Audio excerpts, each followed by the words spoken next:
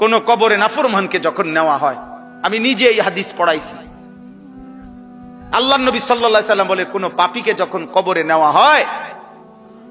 কবরের ভিতরে না, কবরে নেওয়া হয় যখন, তার লাশ যখন কাঁধে নেওয়া হয়, এই কাঁধে অবস্থায় নাফরমান আর পাপী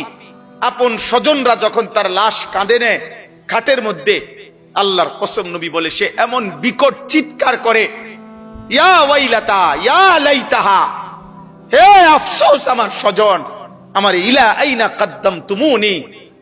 আরে ফুত তুই আমারে কই নিচ্ছিস, আমার সন্তান, আমার ভাই তুই আমারে কান্দে নিয়ে ওদিকে নিচ্ছিস কেন, মনে আমারে মাইরা ফেলবে তো, আমারে কবরে দিস না রে আব্বা, আমারে কবরে দিস না, আমারে তো ফেরেশতা মাইরা ফেলবে, আমারে তো শেষ করে ফেলবে, আমারে দিস না। এইভাবে স্বজন নিজের স্বজন ডাকে যে, কারণ আপন জনরাই তো লাশ কাঁধে নেয়,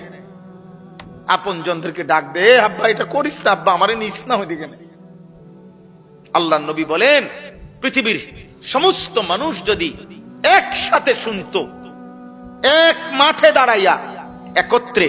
খোদার কসম নবী বলছে আদম থেকে ইসরাফিলের ফু পর্যন্ত সমস্ত মানুষ যদি এক মাঠে থেকে একবার জীবনে এই পাপীর চিৎকার একবার শুনতো, আল্লাহর নবী বলেন লাসাইকা, তাহলে সমস্ত মানুষ একসাথে চিৎকার দিয়া বেহুশ হয়ে যাবে।